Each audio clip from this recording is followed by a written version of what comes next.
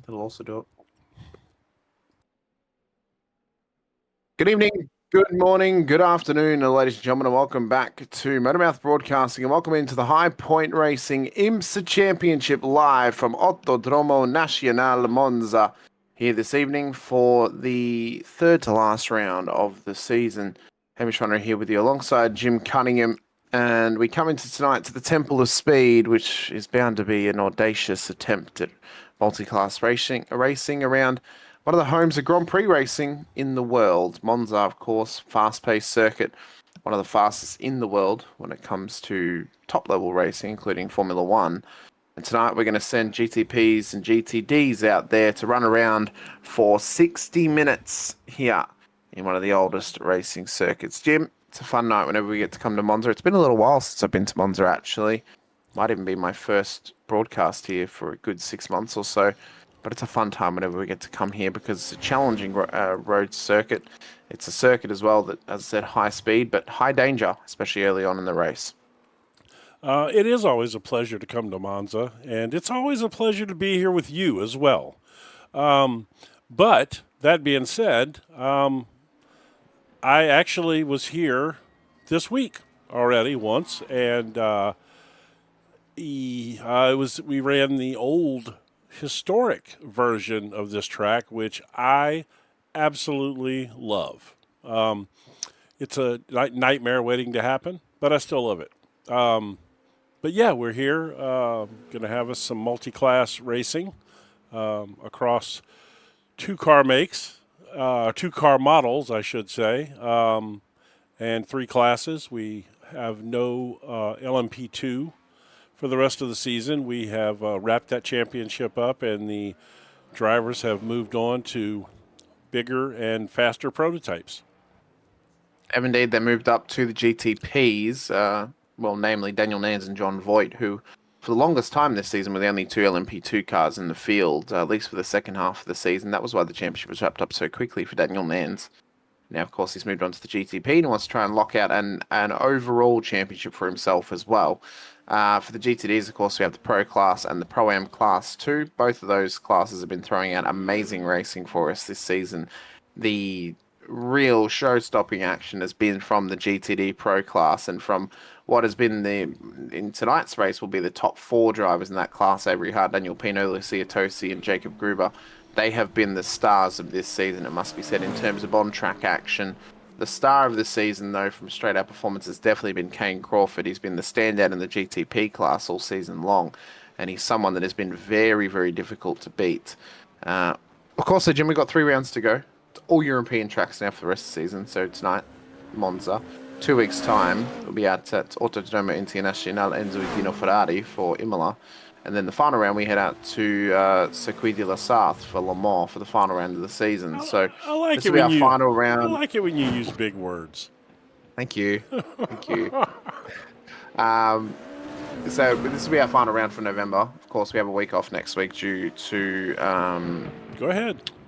due to Thanksgiving next week.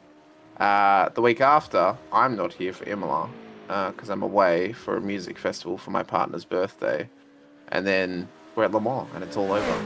And the season the finish for 2025, and we'll crown the champions. We are. We're going to have 90 minutes at Le Mans. Of Le Mans. Oh my god. It's going to be great. It's going to be a great time. Fantastic time, Jim. Imagine how good it's going to be to see those 4 GT3 Pro drivers battling it out for a race win around Circuit de la Sarthe. Yeah. The funny thing is, I love driving Le Mans. I really do. I don't know. I enjoy it, but it just doesn't make for the most exciting broadcast, does it? No, unfortunately, I think for Circuit de la Sarthe, it works much better for a broadcast when it is a longer race. And in those longer races, obviously, because you get obviously the strategy calls, but it's also it's trying to stay out of trouble. Whether it's 6 hours, 12 hours, or of course the 24-hour, staying out of trouble is the biggest difficulty of Circuit de la Sarthe. And for 90 minutes or an hour, you cannot encompass Le Mans within 90 minutes. Did you see the tail fin on his car? No, I didn't. Look at the. Oh, there we go. I'll There's no track tail now. phone anymore. Yeah, the shark He fin's still there, but crashed. the front end is now gone. He crashed. He did. He did. He crashed it. Yeah, right into it. It actually says Keen Lewis Racing. I didn't. Are they? Yeah, of course. Are they? They've been teammates for 2 seasons now, Jim. Oh, good to know.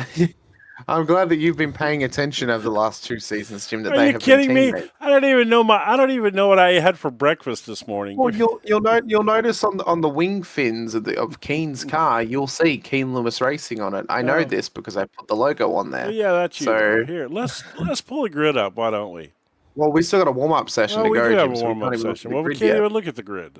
Sorry. Well, No, that's one. Actually, you know what? That's one thing iRacing should implement for broadcasters, or SDK should, being able to pull up the start grid during the warm-up session, so we can preview honestly, the a grid. lot of things. Races that have warm-ups, like in between 2 sessions, that I get that a lot in several things. Yep. We should be able to still look at highlights from the previous sessions. Yep.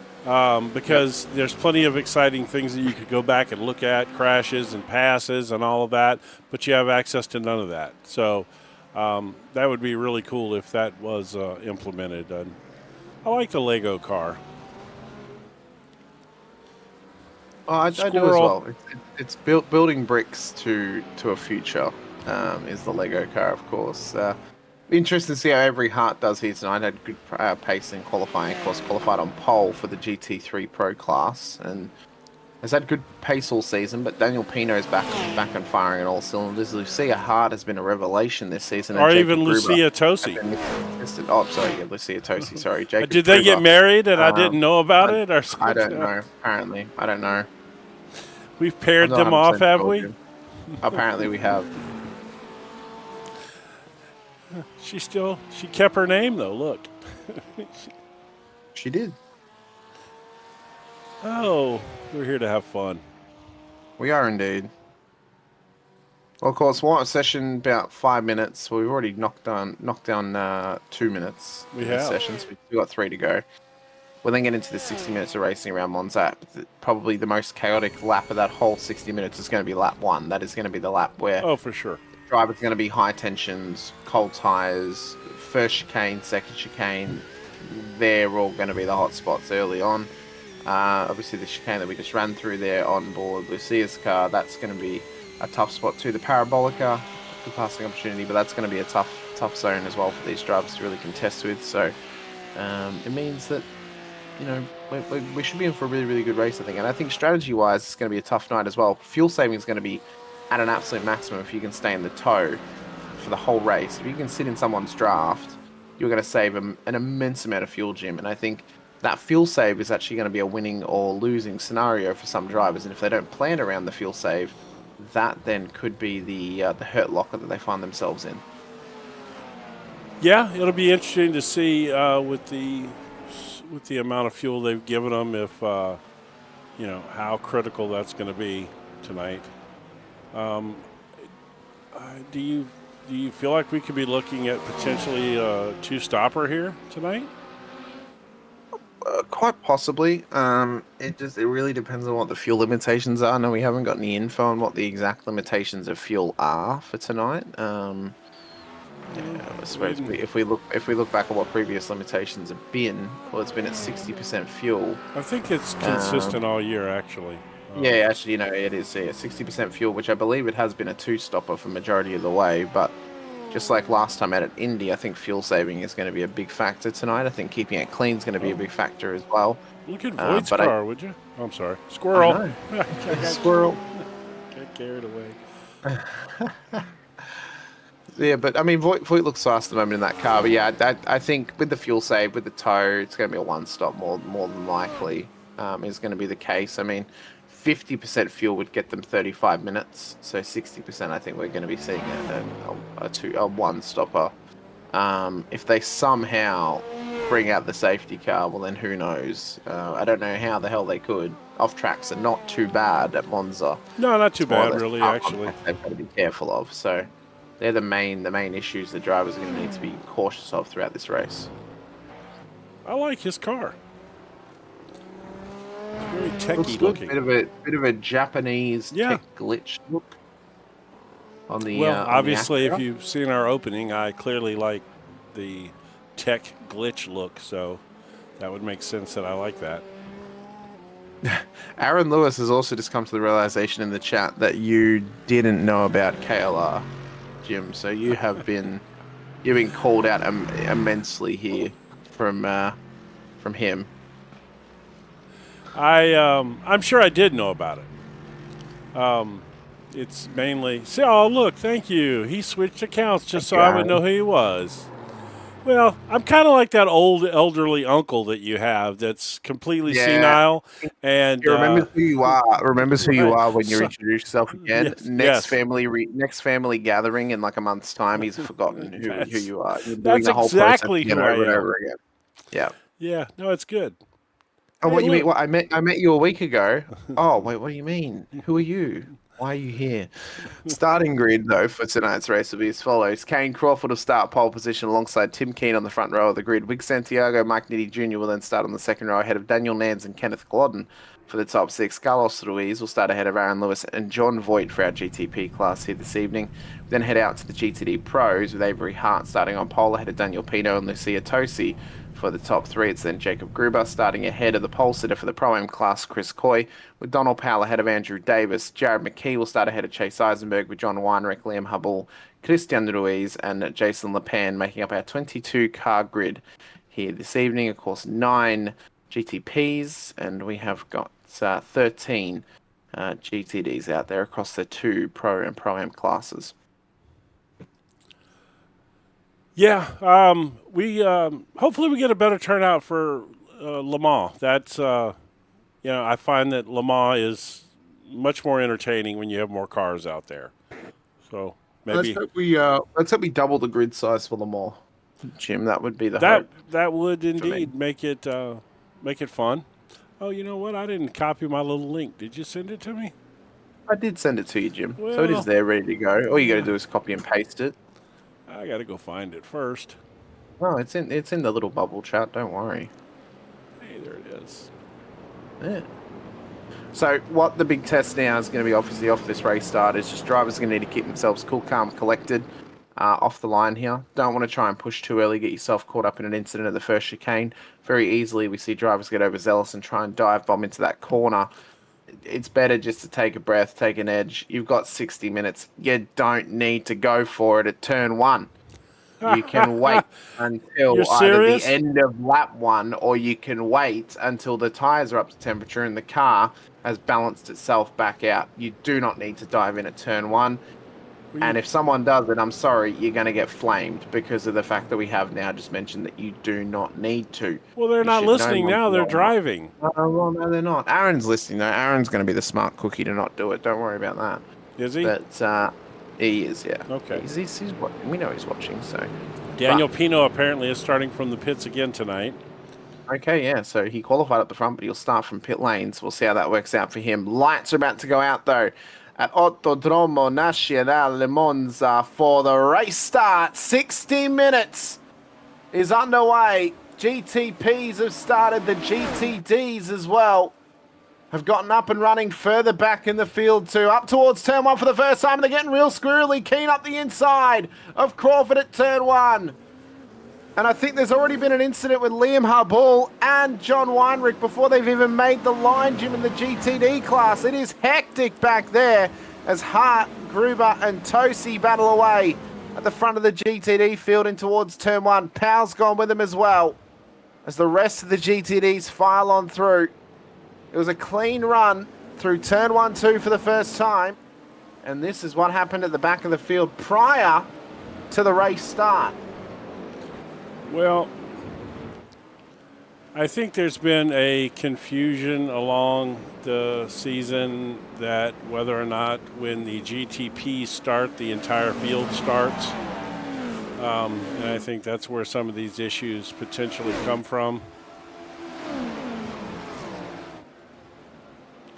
Well, what we've just seen is we've just seen Liam Hubble absolutely serve and turn John Weinreich in the Porsche. I mean, what are you doing? Why are you trying to race somebody before you get to the start finish line? I think that there is the easiest way we can describe this, Jim, is yes, it might be green flag, but there is no passing before you get to the control Well, line. I see. I was told by one of the rules officials in this series that is incorrect, and we called that incorrectly. Well, that's dumb. It should be until you get to the control line, because that's how it's called on rolling starts. In not only real racing, but in iRacing officials as well. It should be called at the start-finish line. That's where you can begin passing. Well, That's what the ruling is. That's what the race ruling is in real life. It is you must wait until the control line. as we watch Kenneth Culloden and Carlos Ruiz going at it here as Culloden's off track. Yep. And he's now just traversed back on the road. Right, he should have. I'm sure he got a slow down for that as well. Well, he should have. He didn't.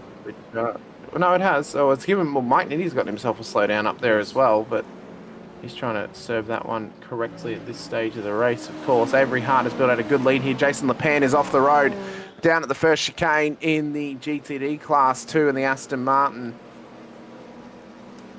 This is how it's happened to him back there as well. So Ruiz is just starting to lose a bit of time here to the cars ahead. That's what happened to Jason. I think he just caught the sand. He did, and it flung him round like an elastic band off a thumb. There's nowhere for him to pick back up there. What a great like that one, description that was, yes. Thank you Daniel so much. Pino has picked up a slowdown.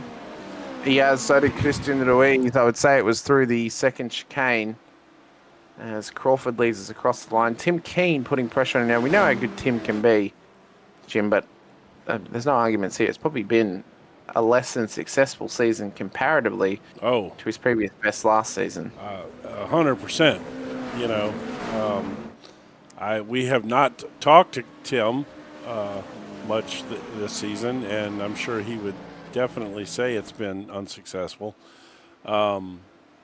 We've kind of waited for these battles to materialize all year between these two, and we really have not had many that lasted much into the race before something happened. So I am definitely hopeful that we get these two going strong here this evening and give us a good show up front. See as well, Lucia Tosi putting the pressure now on Jacob Gruber through the first chicane here. We're right on board with her as she continues along, been such an impressive prospect in the Porsche GT3 car this season. And Lucia has been firing on all cylinders. Took the win out at Silverstone in the wet. Has been an incredible driver. Tough run at Coda, of course, after a screen freeze on that one. Yeah, that was tough. But apart from that small dip downhill, it has been an uphill rise for Lucia. Wig Santiago had an off-track moment there at the first Lesmo. So needless to say, he's dusted up his hair right off the bat this evening. Yeah, this is how he's had the off-track through there, caught the sausage curb, and it's just ran him wide on the exit somewhat. No, he's got it's right here. Here you go. Oh, here we go. Oh. There we go. Yeah. Round she went. Well, we can do that better, Jim. If that's the case. We can make this a real spectacle for everyone. And doop. And around he goes. So that there is the struggles of the Lesmos, especially in the GTP cars, of course. Mid-engine, high speed, a little bit too much push through that corner as Daniel Nans is now off the road as well. And it's just before the Lesmos, just after the second chicane, Jim. So it's struggle street, the GTP drivers at this stage, and I think the lease is coming up for them. I mean, he gets a bit of a pass, at least in my book. You know, he's still learning this car. It's only his second official race in this car, so to give him the benefit of the doubt, he hasn't turned a bunch of laps in that car yet. So, you know, it's going to be a learning curve, especially coming up from the LMP2 car, which is a prototype, but obviously you and I know it. They couldn't drive any more different than they do. That's right. I mean, the LMP2, of course, doesn't have the hybrid system, but the way that it just handles the downforce and handles the ground effects, I don't know, it's a lot more forgiving than what the GTP car is. The GTP, you almost have to just let it kind of dance and flow on its own and kind of let it ride the corner, I suppose, if we could describe it like that, Jim. It's like the LMP2, you can kind of just muscle around and it'll just give in, where the GTP, you kind of just got to let it do its thing and almost sort of coax it around the course more so than wrestle it. So that's really the main difference between the two cars. And if you try to wrestle it, that's then when it will obviously spit you back out like a raging bull. So you've got to be cautious in how you approach racing the GTP car, especially around fast-paced circuits like right here at Monza. So we're right on board with Jared McKee on the small screen. We're watching the battle starting to materialise here on the top screen as well between John Voigt, Mike Nini Jr. and Wig Santiago amongst the GTP class here. McKee will look to be forced on the outside of the Parabolica. Couldn't quite get the job done though. Wants to switch back to get the run down the straight on the BMW ahead of him of Andrew Davis. And now he's going to get alongside down the straight. This could be a move down at turn 1 here for the GTDs as we ride on board as well with Wig Santiago. And look at the almost tunnel vision level of pace that you get riding on board with that GTP car up towards the final chicane. That's pretty awesome, isn't it? Makes me want to go drive one. Through goes McKee as well on Davis, but Davis will try and come back at him here. So it's a good pressurising battle between the GTDs further back in the Pro-Am class. As we speak about this, the GTPs are just about to catch up to the main pack of GT cars ahead of them. So it's intense all about, and there's battles nearly everywhere. Indeed.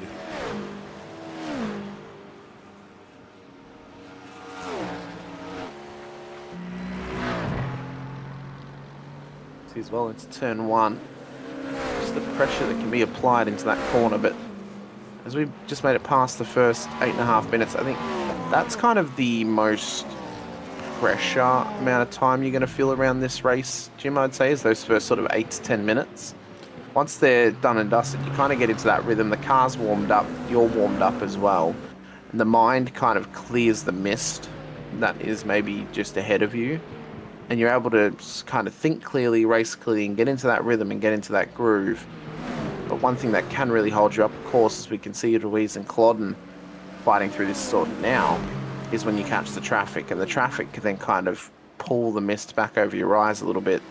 And just keeping cool and keeping your head clear, that's one of the biggest tests after that first 10 minutes. But getting into the rhythm is so important. And that's one of the things that drivers will quickly want to be doing tonight, is getting into that rhythm, getting into that flow state, and just being able to cut lap after lap for the next sort of 45 minutes or so before we get to the final 10 minutes where it's going to be on, and it's going to be on for young and old for every single position on the track.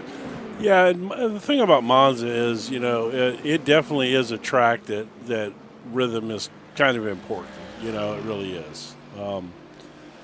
If you, if you have an incident or something and you get out of your rhythm, it really, it really takes you a while to find that space again, you know. Well, it does. And if you catch them at the wrong time, that can really hurt your momentum as well. So if you say you catch them up towards the Lesmos and you're having to sit behind a GTD car through both the right-handers, that can almost ruin your mentality for the run down the straight and up towards the final chicane. I mean, it is amazing how quickly it can change, as Daniel Pino has just been off the road and is now towed back to pit lane. So this is what happened to Pino down towards the chicane. It was a tough moment. He was catching up to the BMW of Andrew Davis as he ran through, caught the curb, got it loose, and straight in the wall for Daniel Pino. Heartbreak for him. Yeah, that's tough. That's about as classic a Monza wreck as you can have, though, right there. Well, of course, as well, you know, you've then also got to think, well, if he hadn't have started himself from pit lane, would he have put himself in that position to be caught out by a car ahead of him who was battling for position? That's right. But he obviously did that for a reason. You know, he wanted a challenge. He wanted to entertain himself, whatever you know. So, that was his decision. It was obviously intentional. He's done it several times this season. So.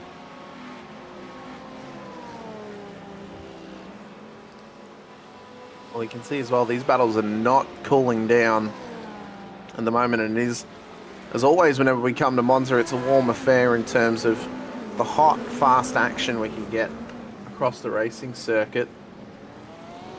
It's not the red light district, it is Autodromo Nazionale Monza. And,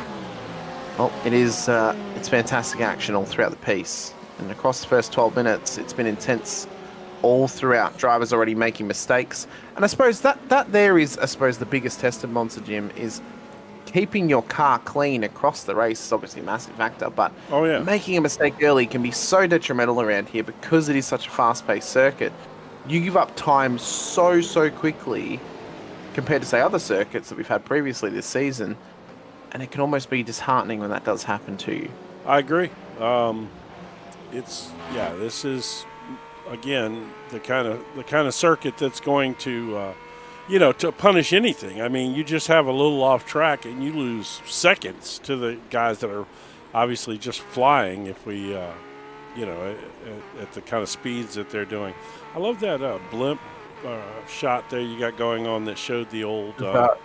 This is dynamic TV, Jim, is what this shot is. One of my favorites. Whenever I have a camera pack that has dynamic TV, yes, I will always try and use it. I love it. I much use it prefer it over the regular blimp. Yep, it's great. Yeah, I use dynamic a lot actually. This circuit has some really cool features, like for people that. Sorry, they just went 4 wide down the straight, Jim. Oh my god. There was already 2 GTD cars side by side, and then the GTPs of Lewis and Culloden decided, let's make it 4 wide. Why don't we? So that sounds like American explorers, Lewis and Culloden. It does, like Lewis and Clark. Yeah. You know what? They sound like the explorers that found Tutankhamun's tomb. That's what they sound like, Jim. Lewis and Culloden. And also, the curse of Tutankhamun is not real. It's the fact that they opened up a tomb with 2,000-year-old dust in it that definitely would have made them sick. So that's, don't claim that the curse is real. It's dust and biparticles are real. That's what got them. Right. The fact that you've had rotting death. You had a rotting body in a enclosed space. And rotting animals, too. And from a period of time which there was obviously no medical help. The life expectancy was around about 30, maybe even lower at that point in ancient Egypt. That dust had been sitting there for such a long time. It's like walking into a house, Jim, that still has asbestos in it and expecting to not have an issue with your lungs at some point. I mean, it's not how it works. So no, it is not. What's funny is now the fact that King Tut, Tutankhamun, would have been, it was a very minor player in Egyptian history, relatively very speaking. minor. The fact that he was so famous was ridiculous. Well, it was only because he was one of the very few tombs they've ever found intact, and with all its treasures as well. Yeah, because he was so young. And the fact that his tomb was hidden, as Lucia Tosi's come into pit lane. So Lucia, the first of the proper pit stoppers here. Very early stop, maybe trying to get a bit of an undercut possibly, Jim. On the field, takes 25 seconds, 0.4 worth of fuel. No tyres on board that Porsche as she comes out of pit lane. I mean, that obviously looks very planned. That's interesting. Unless they're gonna have to two-stop it somehow. Quite possibly. She's going to come out in behind Jason LePan. So she'll get up and running once again. There's been an incident as well for Liam Hubble, the exit of pit lane, but I think it might have just been him pulling up to maybe let some drivers past him. It was. He was just trying to be nice, it seems, for Liam. So let's just let them all go. So Lucia continues on forward. That battle, though, that is on screen between Voigt and Nitti Jr., they have not left each other's side. No, it's been a nice little now Daniel Nance is getting involved. Three-way battle going on here. Nice little battle.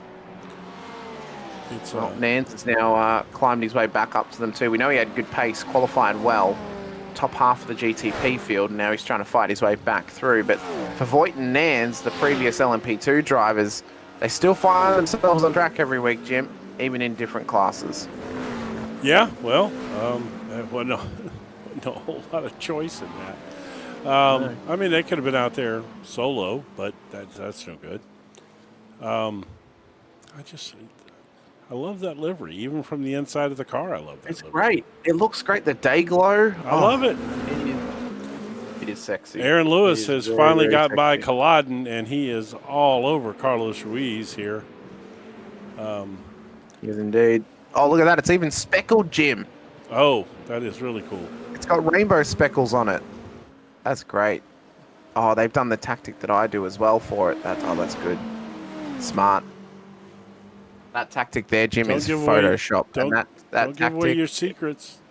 I won't. I'll give those secrets to you and to you only, Jim, post race. Well, I could always use a good livery secret. As Keane has, as Lewis has gotten by. See, Lewis and Keane. That's another Explorer team. Who knew? Or Keane and Lewis. And Keane. Yeah, Keane. It sounds like a law firm, Jim. It does sound like a law firm, actually. We haven't used that one in forever.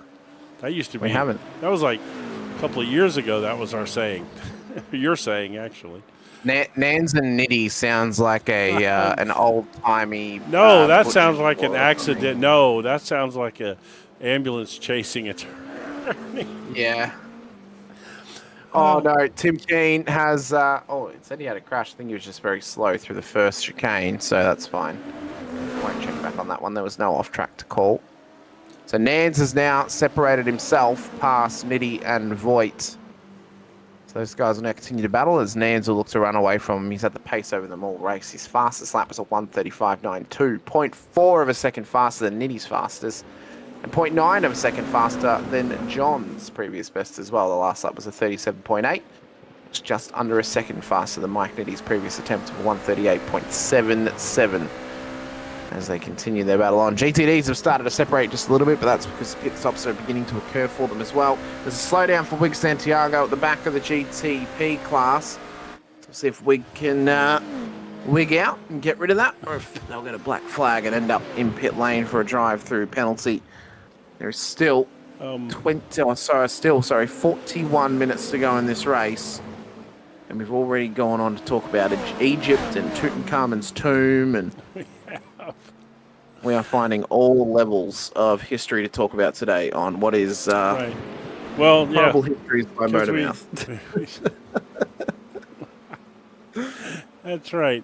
You get a double dip here. You get racing and history. Well, of course, Jim. We now have an Egyptian girl by the name of Omet to work with as well behind the scenes as a producer. So yes. we're just tying everything back in together again. Right. Except for the fact that she lives. She's in like Amsterdam, right in the Netherlands. That's fine. Yeah, but still. Apparently, she has a disdain for Egypt, but that's another story entirely. Oh well. Let's see what's actually being said over here in chat. Let's go take a peek. Well, we haven't had any more chats since Aaron piped up. So if you are watching out there, get in the chat with us. Let us know if there's anyone you want us to keep an eye on. Well, that's not Let true. us know any topics you want us to talk about too. Your partner, my crush, apparently is worried that they're going to find me in a nursing home. Oh, I missed that comment from 20 minutes ago. That's because I changed to live chat and it's just updated it, so that's my fault. See there? Sorry, Rhiannon. I missed it because I didn't have it on live chat. I had it on top chat. Oh, so you're saying that she's not top chat? Is that what you're saying? No, I'm saying that YouTube has it wrong, Jim. That's what I'm saying. I'm saying YouTube has it wrong. All of her comments should be top chat. Yeah, well. It auto goes to top chat. I actually think it should automatically go to live chat, but that's just me. But it doesn't. It goes automatically to top chat. But yeah, I'm sure we'll be able to find you a nice Galveston nursing home, Jim. They'll serve you barbecue and, I don't know, Chipotle. No, they don't serve that kind of stuff there. It's like salt. A 40 ounce soda. No, they serve you water and salt-free food. You get no salt or anything. It's You get corned horrific. beef, Jim. That's what you get. You get corned beef. Spam. I love spam. Do not diss spam. I love fried spam. I'm not Fry up some surprised. spam, put it in some ramen, Jim. Oh, it's a great time as John Voight has just gone round at the first chicane. That there is a loss of car, not a loss of position just yet, but a loss of car for John Voight. Yes, fry up some spam, Jim. Throw it in some ramen. Oh, it's a great time. Well, actually, he did lose position. Wig Santiago went around him, I believe. Right? Oh, he did too. Sorry. Yeah, I just missed it. He Right actually there. got past Aaron Lewis because Aaron Lewis had lost position as well. So that would be why. I didn't notice it. In fact, Aaron, I think, has actually dropped out. He has dropped out. Yep, he's gone. Yeah, he's gone. So he'll now lose position, of course, to the GTD cars. Avery Hart leading the way for that field. At the moment, Jacob Gruber about 9.4 seconds back. Donald Powell, 9.8 seconds adrift. Jared McKee. We've got Chris Coy leading. Did Lucia GTD have an Pro incident or F1. something? No, she went through pit lane. Oh, that's right. She pitted. I forgot. I did forget that. Yeah. See, my memory really is bad. I wasn't kidding. Damn it, Jim. Do know. better. I know. I'm sorry. It's hard to keep my focus. I know. It's all just- about the focus. the focus. Well, it's hard to focus sometimes, especially when my ADD kicks Pat in. Morita. Get Pat Morita in his What? ironically fake Asian accent that he pulled for the Karate Kid. You must focus. That's Or Bruce Lee. Don't. and Bruce Lee as well. What did he say? Don't lose focus. No, he said it's like a finger pointing to the stars or the heavens or something. He says, "Don't focus on the finger, or you'll miss all that heavenly glory." Well, what I find funny now is, Jim, so the last season of Cobra Kai, Ralph Here we go. Macchio. Ralph Don't tell me Macchio- I haven't watched the last season yet. No. That's Okay. fine, that's fine. Ralph Macchio was the same age as Pat Morita was Yeah. in Karate 1. Yep. Yeah, it's amazing, right? How young he looks. Of course, my wife and I watched the new Karate Kid movie the other day. You know, I've not watched it yet. What I've heard though is it was not very good. It wasn't. what I've heard. It's it's okay. Yeah. It's what you would think. Oh, there, Tim Keen's pitting already. So, well, Maybe this is going to be a two-stop. well, if you're 35 Oh, no, minutes, maybe not actually. this- maybe not this actually. is, because he Crawford would is actually well be ahead. right on the cusp of it. So, actually, they're all pit. Well, not all of them, but Keen, Ruiz, and Nans and Nitty are all pitting. Have you not watched the final season of Cobra Kai yet, Jim? It's been out I for know. months. No, I know it has. I haven't. If I'm being honest, I got sidetracked by like 3 series that at some reason or another I missed in my life, and I started just absolutely blitzing them late at night. What were they, Jim? Well, So one we of all know. yeah, well, it's been pretty bad. Well, one of them was Reacher. I'm just about to finish the 3rd season of Reacher. Fine. I've not watched Reacher, so that's fine. It's actually pretty good. I like it. Have you seen the Reacher movies with Tom Cruise? No, I have not. Okay, well, then you wouldn't understand the character. But I know of Liam Jack Habul Reacher. crashed. Again? Yeah, apparently. Oh, this one might actually be an actual crash here, Jim. So let's watch it. No, I know of Jack Reacher. The series had It very much looks John like Krasinski, looks didn't like their car at Indy when they kept getting black flagged That was and having to pit. that was a low ball. That was a low blow, Jim. Was it? Oh, Liam on that one. No, I'm joking. I'm just saying. Nothing is a low blow from the commentary box. Come on, Jim. You know that. I know. I feel bad.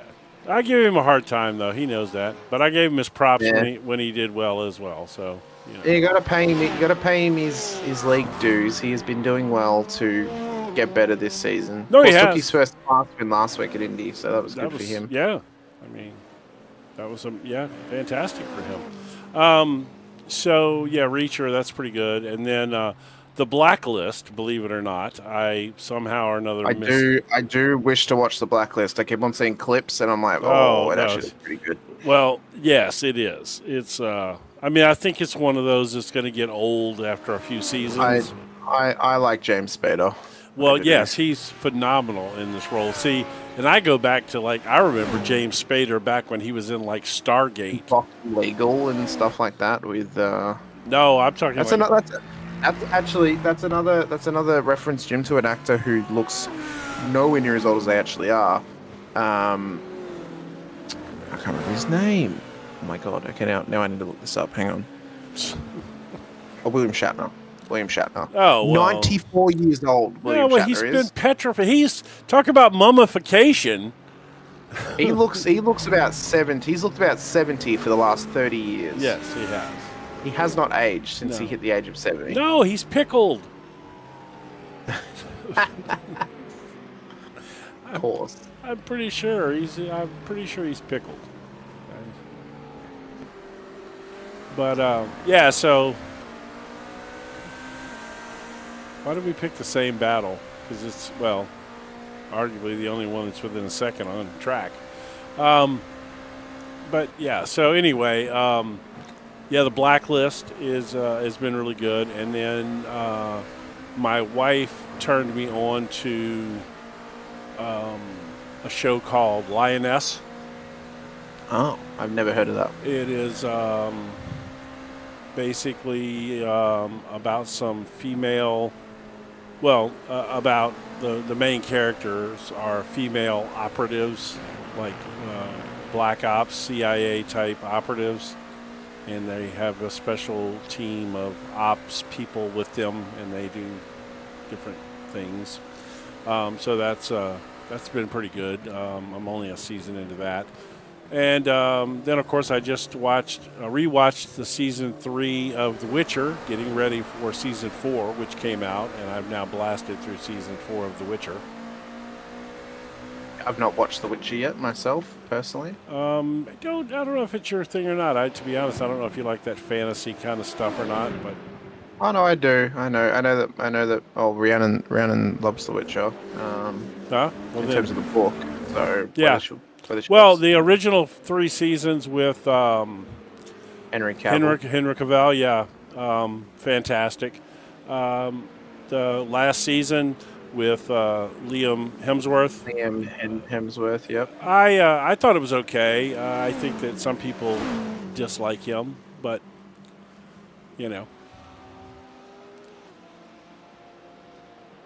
Well, I'm just glad you didn't say something like Breaking Bad, Jim, and I would just be questioning where have you been living. No. So. No. And I watched the zombie show there a few years back. I was behind. Yeah, Jim. You know what? As much as a TV and movie buff I am, I have never put time aside to watch The Walking Dead.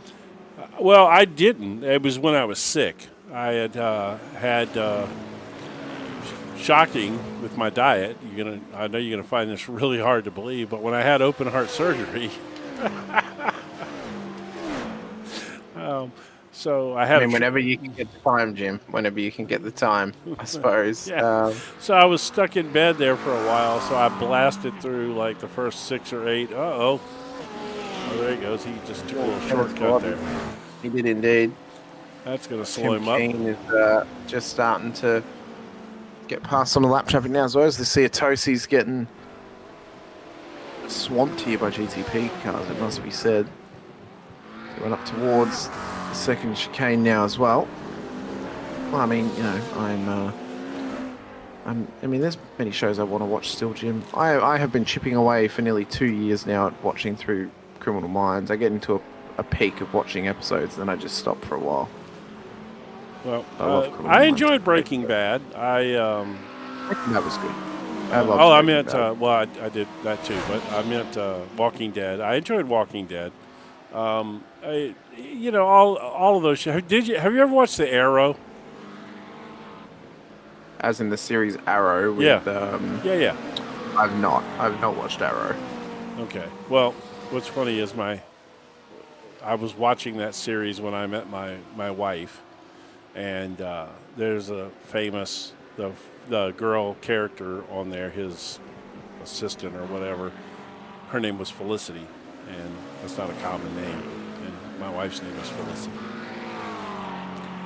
so that was kind of cool. But anyway, hey, we got to look at this. We're getting bulk pit stops at the moment. Donald Powell, Jab McKee, Andrew Davis, Chase Eisenberg, John Weinrich, all now into pit lane as well. Liam Habul's been in the chat with us. Sorry, guys, not very good at this track, but we good. Happy for COY or happy for Coy. So I assume that's for Chris Coy, who's been doing well thus far. Yep, and when you look at this, that Carlos Ruiz is dogging Tim Keane here. He is. He's just starting to get up on him. Breathing down his neck and putting pressure on him, but the Porsche dominance continues. Once again, we've lost our Acura of John Voigt, who had the incident earlier on. Right. So now we're down to only Cadillacs and Porsches in the GT Speaking class. of Cadillacs, okay, so today I was messing around in Le Mans Ultimate. I was actually, and somehow or another, I got into like looking for some liveries or something, or looking at liveries. And I stumbled across this concept livery for an Andretti Cadillac hypercar. And oh man, it was sweet looking. So I had to save it. But yeah, it was absolutely awesome looking. Of course, now Andretti did have some ties to the Cadillac hypercars for a while there, but they have since parted company with the team that still fields those hypercars, which I cannot remember their name right now. Do you remember by any chance? What, the one that was running Cadillacs? Yeah, still is. Do you mean? WRT. What does that stand for? No, that's not the one I was talking about. No, it was, no, hang on. No, because Wayne Taylor Racing Wayne Taylor Racing, yeah, BMW. Yeah. No, they were, yeah, it was Wayne Taylor.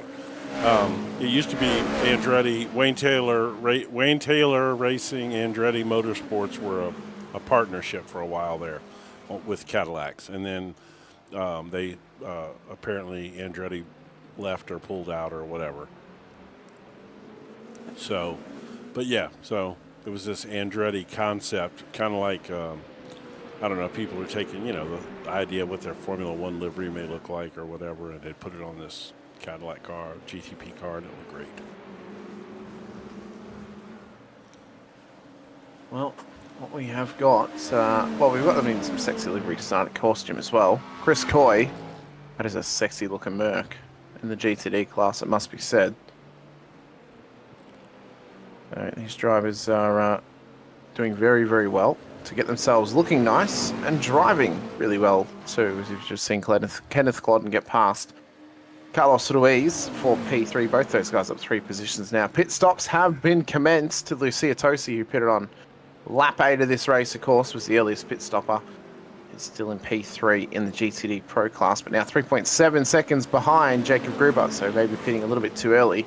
It's cost her crucial time to the top 2 in her class, as she is now dropping back just a little bit to next car in class ahead of her. You can see the Castrol entry descent to the Parabolica as she's trying to get up onto him. As we can see Culloden down the inside of Keane down at turn 1, 2. Job done for Culloden. Keane's got work to do, but he gets loose off the exit. This could mean trouble as Ruiz is now starting to put pressure on him and starting to chase him down. Can he get the move done? He does, even before they get to the braking zone. So Keane is crumbling at the moment. We're hoping he can bring himself and pull himself back together again to put the pressure back on. I feel like I'm in an alternate universe or something.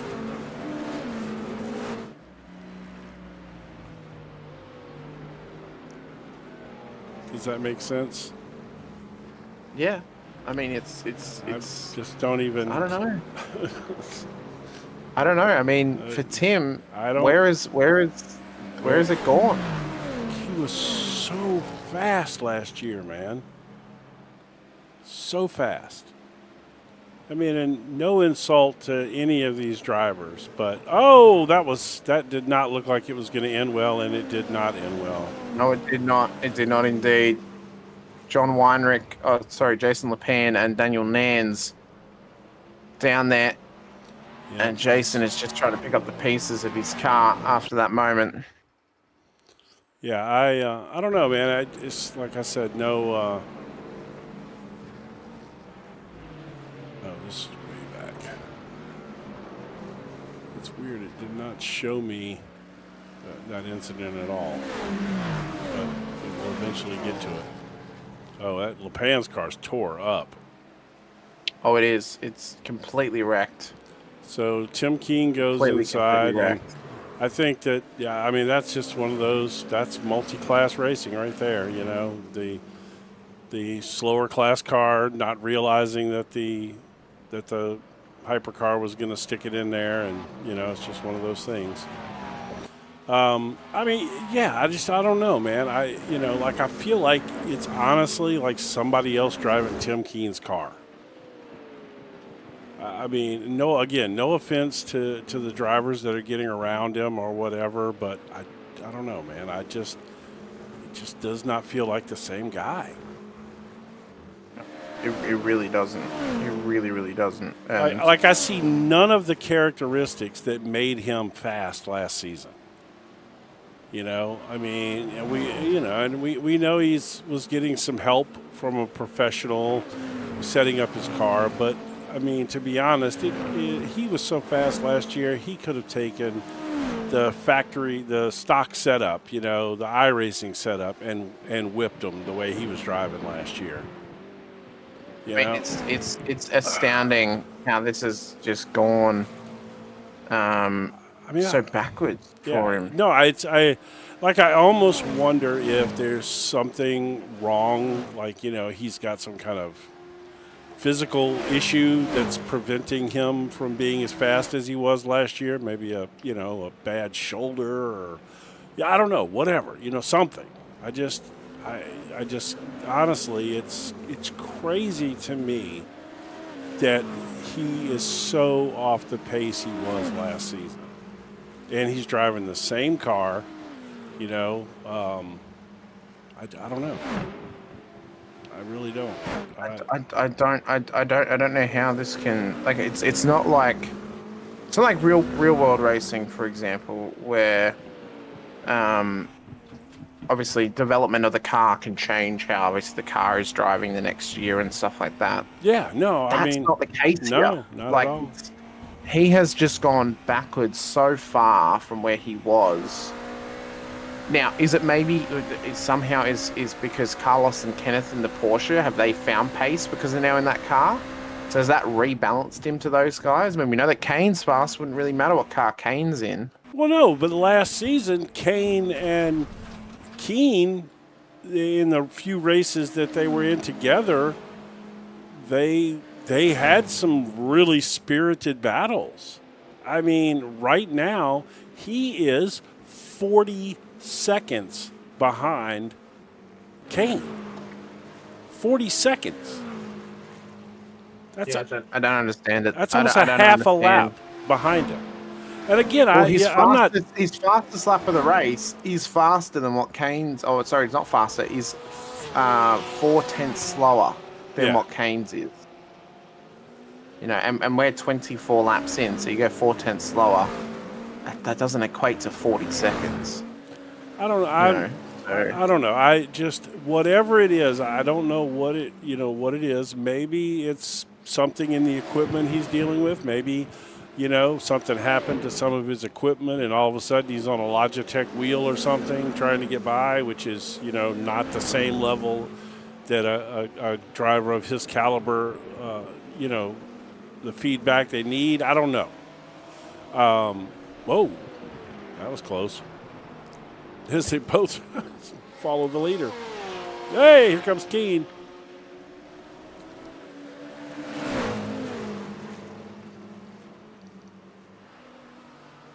That was an interesting sequence of events there.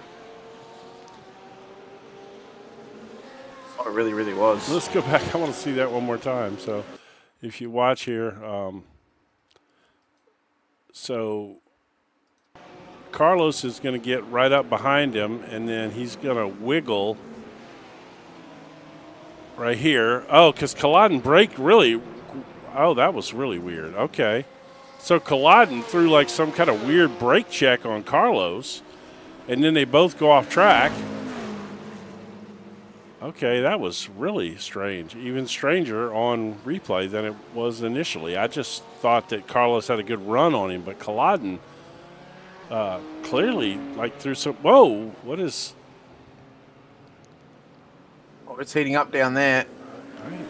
Is it? Oh my God! Chase Eisenberg's gone round from John Weinrich, so it's all heating up down at turn 1, 2, and it's still becoming a bottleneck scenario down there of drivers getting caught up with each other or getting caught up in their own moments at turn 1, 2.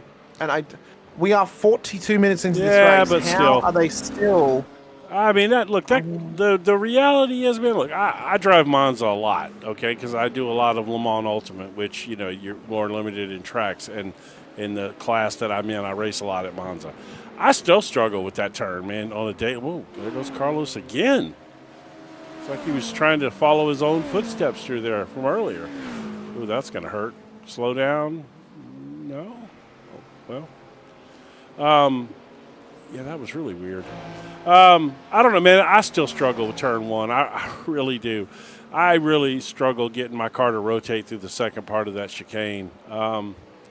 So I can understand guys, you know, having it step around on them and stuff. I'm maybe a little more sympathetic there, or empathetic, or whatever it would be.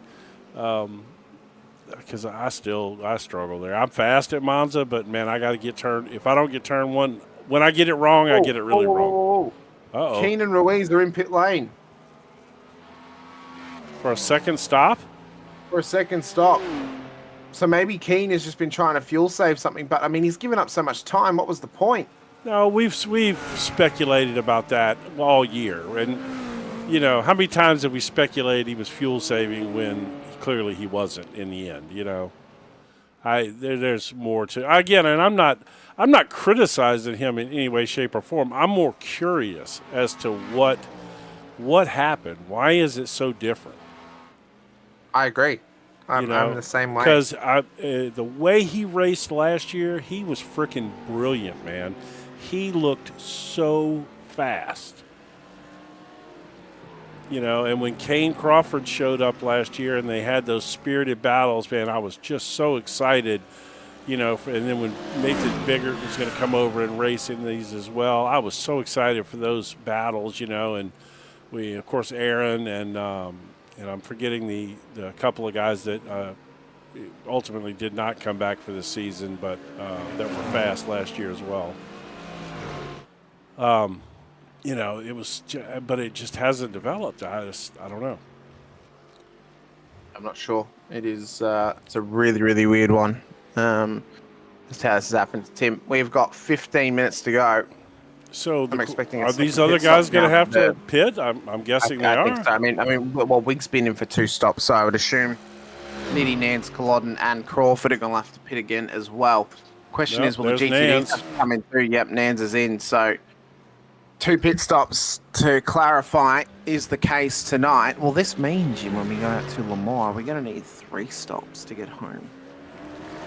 No, I mean, it's still an hour race either way. No, the Mans it's 90 minutes. minutes. Oh, well, we're definitely going to need 3 stops then, for sure. Yeah. Unless he gives them full fuel or something. Okay. But if he gives them full fuel, it'll be a single stop, so they'll make it home on 1. So maybe... he could adjust the fuel as to... But I think that the fuel is set for the season, you know, at 60%. Yeah. So, yeah, I would think that we're certainly going to see a 3-stopper then, yeah. I mean, potentially, if you really think about it, we could potentially have to see a 4th stop, splash and go. We very well could. Very, very well could. I mean, you know, a regular stint for a GTP car is, what, 40 minutes? 45 minutes? Well, at the most. I mean, we're stopping twice in this race, and it's an hour. So, yeah. If you extrapolate that to an hour and a half, then that could be – it's easily going to be a 3-stopper and potentially could – require a splash and dash at the end.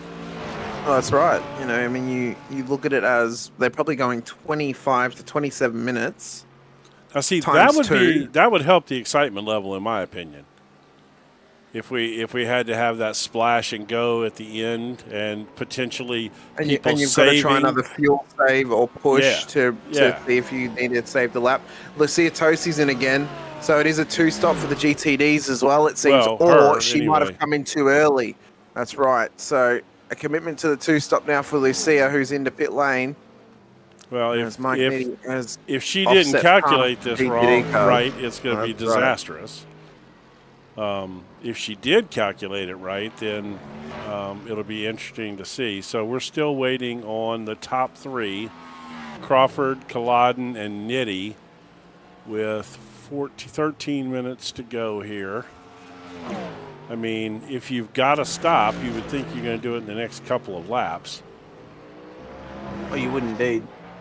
Because you don't want to get into that situation where, like last night, what we witnessed, guys that needed to come in for a splash were saving it to the second to last lap, ended up picking up a black flag and had to make a choice. Do I run out of gas or do I pit?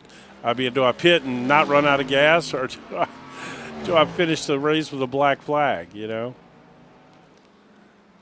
Certainly put them under pressure and really put their heart in their mouth in terms of where they wanted to, or how they wanted to strategize, where they could have situated the car, and ultimately the best choice was you got to finish. Yeah, you got to finish the race. I mean, so if you choose between getting a penalty or not finishing, I'd just rather take the penalty and finish the race. It would be the much better choice. Kenneth Culloden's now back in pit lane as well. So when does Kane Crawford come in?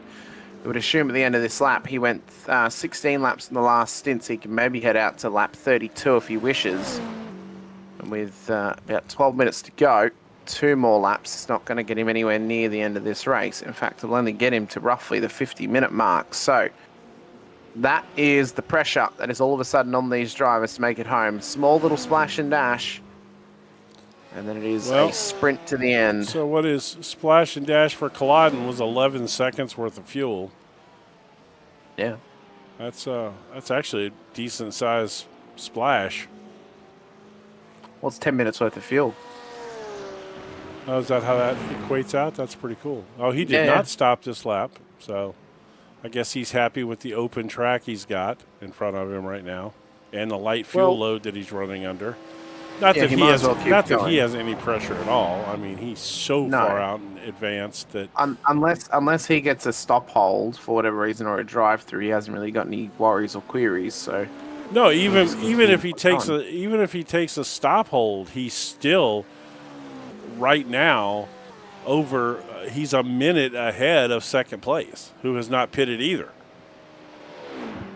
That's very true. So I mean, Well, look at this, though. Tim Keane has managed to jump his way up into ahead of Kenneth Culloden and Carlos Ruiz. Well, he had gotten ahead of Culloden anyway and Ruiz because of that whole weird braking off-track situation. Keane got back ahead of him there. Remember that incident that we looked at a couple times, and it appeared that Culloden had done the weird brake check thing or whatever it was. Keane had gotten back by them there. Because that was at the time that we were kind of talking about his progression from last year to this year, and I jokingly said, "Look, here he goes by," like he was making a move. So Nitti is in now.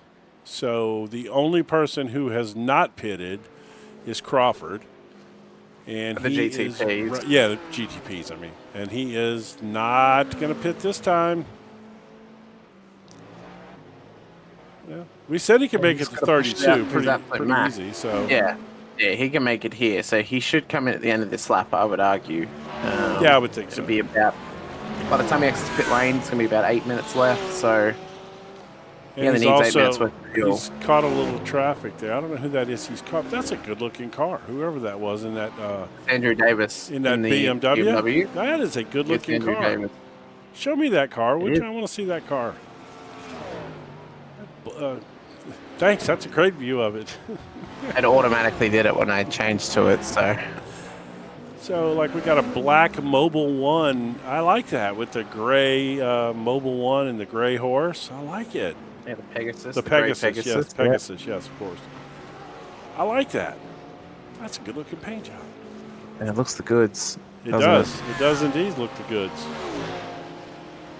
Now imagine that with a bit of a spec map on it, Jim. Yes. Make the black Oh, matte, make the yes. grey like a Yes. silver. Yes.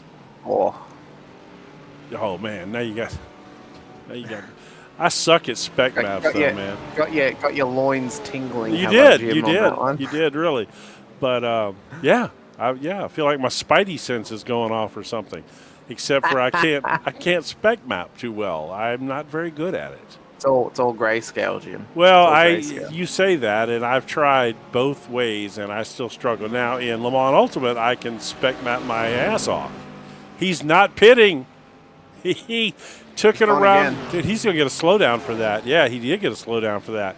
He went over that the wide side of that final turn there. The reason I know that is because I picked that slowdown up myself by accident. Not that he had any problem getting rid of it. Slowdowns through trial and error, do we, Jim? Well, I found that one by accident. Yeah, I ran it really wide. It was hanging on, trying to to finish making the turn, and I drifted way out there in the process, and found that there's a slowdown out there that I didn't even know existed. And what's weird is, look, he's off his rhythm now. He's caught a couple of curbs weird now. It's so crazy how just the slightest little thing can pull you out of your rhythm. Now, it's so quick how it can happen as well. I wonder why he didn't pit though, man. That's there's no way he's going to the end unless he's just so far out in front that he feels like he can fuel save it in there. Oh, he probably knew he could go one more. Yeah, but this is lap. Oh, no, that's only 33. So, okay. Well, we can see, though, we expect him into pit lane this time. So if he doesn't pit now, we're going to just to confirm as well, Christian Ruiz has now gotten past Chris Coy for the lead of the GTD Pro-Am class at this stage of the race. So here he comes. Here he comes. He's coming in pit lane. So there we go. All right. So now we'll see with Keane in second place. Where is he at?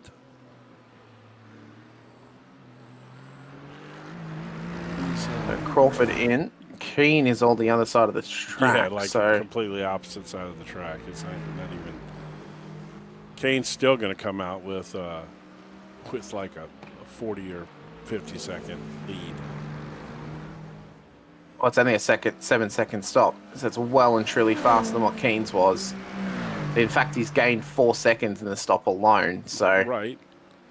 Crawford has put himself in a race-winning position now. So he would have been fuel saving, keeping pace, keeping gap. Yeah, and now he's still got over a minute interval up front. Yeah, that'll cut down though. By the time Keane crosses the timing line, that'll fix itself. So I don't think so. What it has done is it pretty much locked Keane into a race win. It should do, yeah, because he has to have given up time in pit lane. I'm telling you, he's still got over a minute lead. It's coming down now. Oh, it is. You're right. Well, it shouldn't be that close. What's going on? It's going. There we go. Equalised. About 38 seconds. So it went out to about where it was. Was it? I thought it was further than that. He was 50-something seconds ahead. No, not. Yeah, but Keane was in the pack, you got to remember. And he would have been fuel saving as well, would have Keane. So that's true, I guess. Either way, he's still got a 40-second lead with 3 minutes, 3.5 minutes to go in the race. So I know. I mean, 40 seconds. It's a world away. So we literally do not have a battle. And it's very rare this happens. No. We do not have a battle rare on track at all that is inside of a second. Literally no real potential at all for anything. You said that, and now Ruiz is starting to catch up to Daniel Nance. He took personal. He took personal insult to that. Good. I mean, he is on target to try to run down the LMP2 champion this season, who has switched over last week to a GTP car. The fact that the LMP2 champion is beating him on track, I mean, What? it's going to say something. Well, The LMP2 to champion be is fair, he's beating him. beating most of the field. It is He's true. in third place. We've got nine. We got 9 LMP. I mean, we got 9 GTP cars in this field, and he's running third. So, if we're being honest, yeah, he's with most of the field here. Yeah, I mean, the only two drivers he's not beating is Keane and Crawford, the champion-elect and last season's champion. Right, so. and to be fair, he's only. Oh no, he's still a ways behind. Never mind, he's still a ways behind Keane. He's about 14 or 15 seconds back from Tim. He ain't making that up unless a boo-boo happens. Yeah. And that's what Tim will be hoping for Kane, is that a boo-boo happens and he can get past him and win the race. Indeed. But buy a lottery ticket if that happens. Right. I mean, to be fair, with when you've got a 35, 40-second lead, you know, as long as you don't tear your car up, you could practically spin and still get back going and still win the race. That's very true. You know. But that depends how bad the spin is, though, Jim, as well. If it's a slow spin. Might be okay. If it's a fast spin. It would have to be. It would have to be like, you know, like a pirouette. Way slower than this. Oh yeah. I did figure out how to slow down to half speed now, but I still can't. Oh, good job. I can't figure out how to go to quarter speed. Quarter speed button. It doesn't work there for me. See, I can hit quarter speed and it doesn't do anything, but I got an extra half speed down here that slows it up. But now I have to go back to live because I've slowed them down a quarter of a second.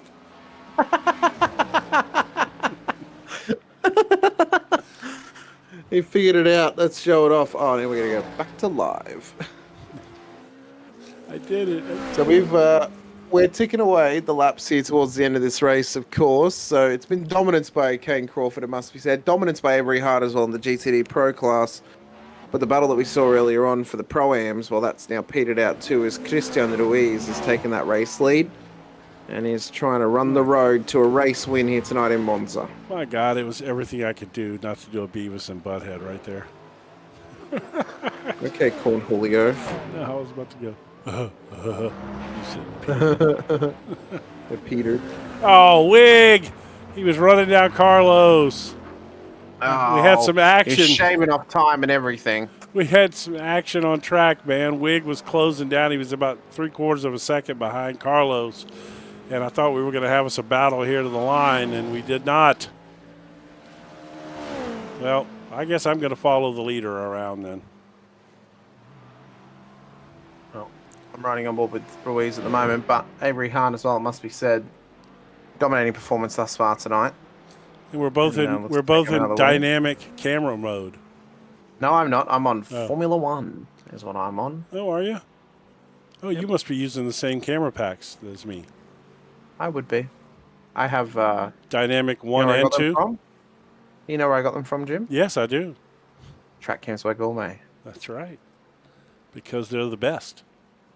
They really are. He does have some great angles, and I love the way, like earlier, how you were talking about the tunnel of speed when we were looking like from the bonnet view, like oh no, not that one, this view. That's some stuff he plays around with in there, showing the speed motion stuff, which really makes it cool. As Tim Keane is heading to the line for his race win right here. Indeed, as we get up towards the checkered flag, Kane Crawford is going to come across the line and takes home the win at Monza. In an all-time victory for himself, Tim Keane will come home in P2. Yes, Keane will be P2. A fantastic effort across the night, it must be said. And a solid performance to boot as well. I mean, one of the best performances we've seen out of Keane all season, if I'm being honest. We were talking about his pace and everything, but this has surprisingly been one of his best performances of the year so far. And as Christian Christian Ruiz as well, just to shout out, race winner for the Pro-Am class tonight too. Oh, very nice, yes. Christian.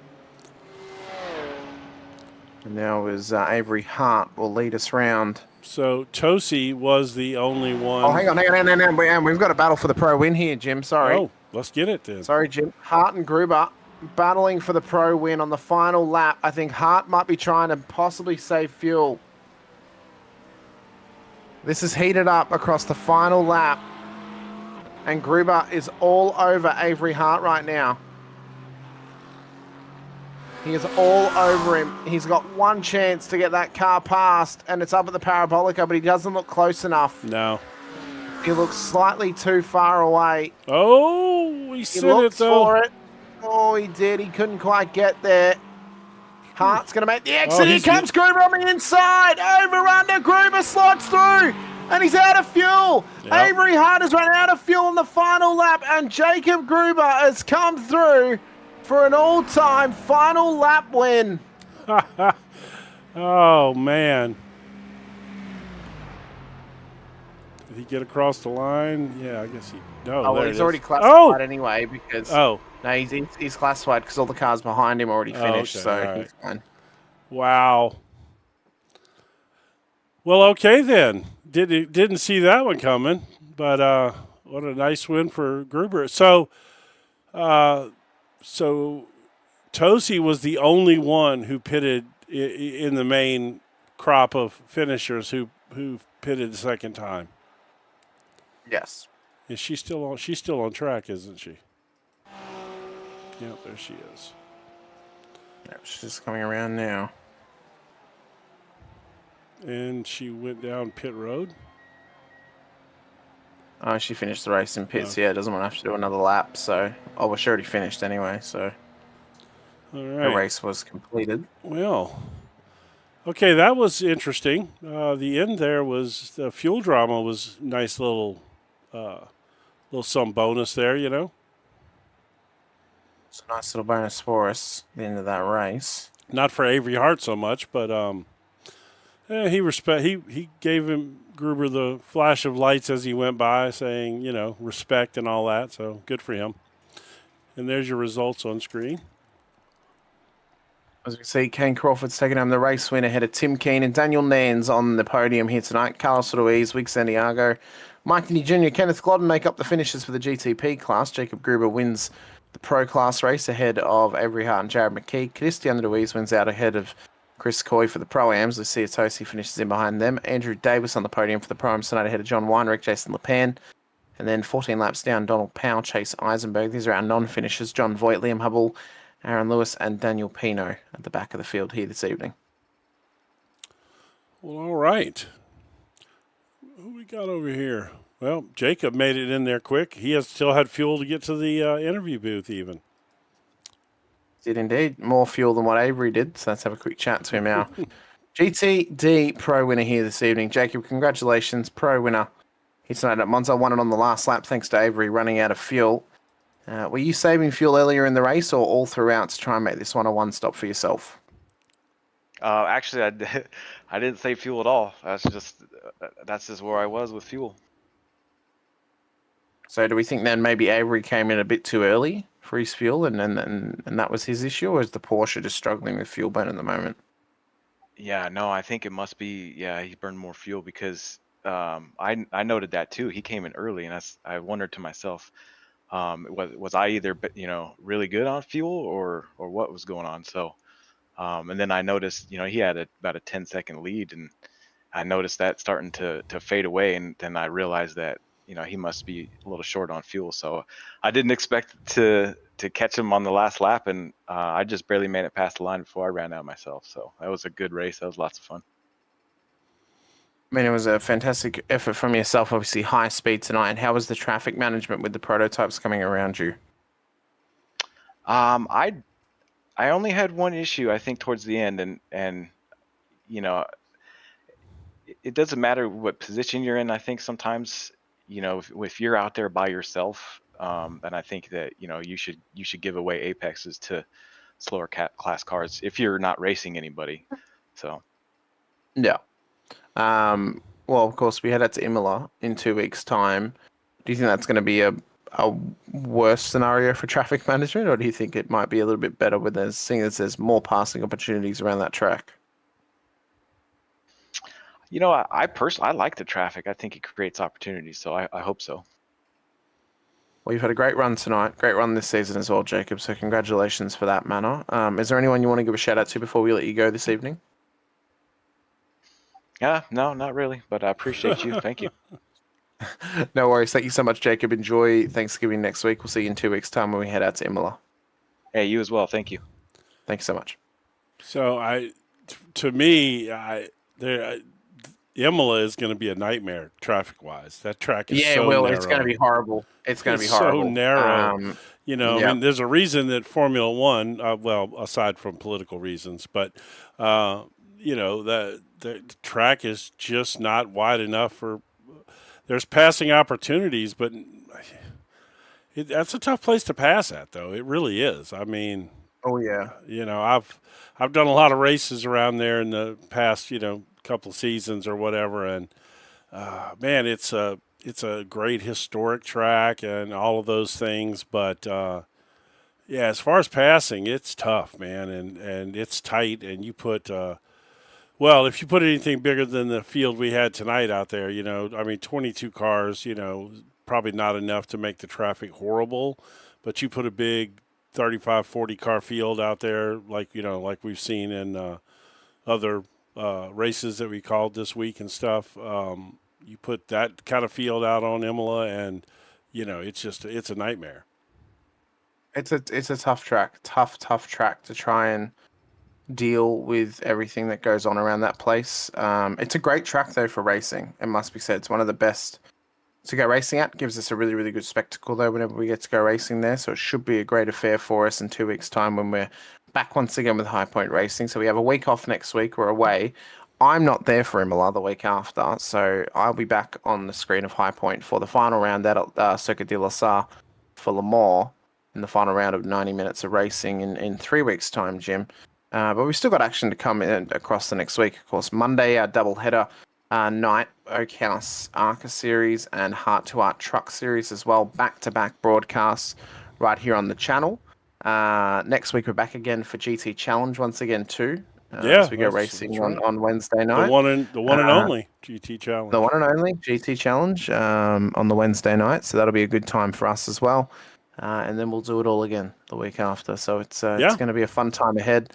A fun time for everyone on the channel here. Actually, Monday, Jim, will be my last broadcast for a little while at least, actually, until I'm back after the first week of December. So I'll be away for a little while, but no, it's going to be fun across the next few weeks, across towards the end of 2025, of course, as well.